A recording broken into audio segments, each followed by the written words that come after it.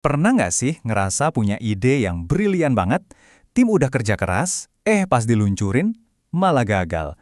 Kenapa ya? Kok banyak banget produk yang kelihatannya hebat, tapi akhirnya zonk? Nah, ini bukan soal nasib buruk loh. Ada satu jebakan yang hampir semua orang kena. Yuk, dalam beberapa menit ke depan, kita bedah bareng-barang gimana cara menghindarinya. Oke, kita mulai dari fakta yang, jujur aja, bikin kaget. Ini dari Harvard Business School loh. Siap. 95% produk baru itu gagal. Coba bayangin, dari 20 produk yang launching, cuma satu yang sukses. Wow, angka ini benar-benar bikin kita harus mikir ulang kan? Nah, ini jadi pertanyaan besarnya. Kenapa sih kita payah banget soal inovasi? Jawabannya, sekali lagi, bukan karena sial. Ada jebakan umum yang bahkan tim paling pinter pun bisa terperosok. Dan semua ini berawal dari cara kita memulai proses inovasi itu sendiri. Dan inilah dia biang keroknya. Kita sebut aja jebakan melompat ke solusi. Ini tuh kebiasaan alami kita buat langsung mikirin apa yang mau kita bikin. Langsung ke fiturnya, teknologinya, idenya, padahal kita belum benar-benar paham kenapa orang bakal butuh barang itu.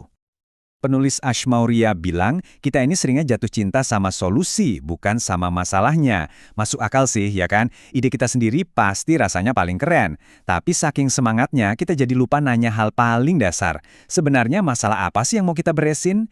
Nah, lompatan inilah yang bikin banyak inovasi gagal total. Coba deh lihat perbandingannya. Beda banget kan? Di jalur yang salah, kita mulai dari ide. Terus panik nyari-nyari. Kira-kira masalah apa ya yang cocok sama ide ini? Ini tuh ibaratnya kita punya kunci, terus lari keliling nyari gembok yang pas. Repot kan? Nah, sekarang lihat jalur yang benar. Mulainya dari mana? Dari masalah pelanggan. Baru deh kita bikin kunci yang pas banget buat ngebuka masalah itu. Dan kutipan ini ngena banget. Robert J. Cooper, seorang pakar inovasi, bilang kalau kunci sukses itu ada di tahap paling awal. Tahap yang justru sering banget kita lewatin. Riset, ngertiin pelanggan, dan nentuin masalahnya apa. Kita tuh keburu nafsu pengen cepet-cepet membangun. Oke, kita udah tahu nih masalahnya apa. Terus solusinya gimana dong? Tenang, ada obatnya. Jawabannya ada di sebuah kerangka kerja yang simple tapi powerful banget. Namanya model inovasi DVF. Yuk kita lihat gimana cara kerjanya. Jadi DVF itu singkatan dari desirable, visible, dan viable. Desirable itu artinya orang pengen produknya. Visible kita bisa bikinnya. Dan viable, bisnisnya masuk akal. Anggap aja ini kayak 3 kaki kursi. Kalau satu aja patah, ya ambruk semua. Kamu bisa aja bikin produk paling canggih sedunia, tapi kalau nggak ada yang mau, ya buat apa? Nah, yang paling krusial di sini tuh urutannya. Banyak tim pakai metode keren kayak design thinking atau lean startup, tapi kalau urutannya salah ya percuma. Aturannya wajib mulai dari daya tarik. Buktiin dulu kalau ada orang yang mau produkmu sebelum kamu keluar duit sepeser pun buat bikin produknya atau model bisnisnya. Oke, sekarang kita fokus ke langkah pertama yang paling penting ini. Nyari desirability itu bukan cuma soal sebar survei ya. Ini soal benar-benar nyelam ke dunianya pelanggan kamu, biar dapat pemahaman yang mendalam. Kita sebut ini fase penemuan. Kutipan dari Steve Blank ini udah kayak mantra wajib buat para inovator. Kamu nggak akan nemu masalah yang benar-benar penting buat dipecahin cuma dengan mandangin spreadsheet atau rapat di kantor. Kamu harus keluar dari gedung, harus terjun langsung ke dunia pelangganmu. Skill utamanya apa? Empati. Dan ini bukan sekedar simpati ya.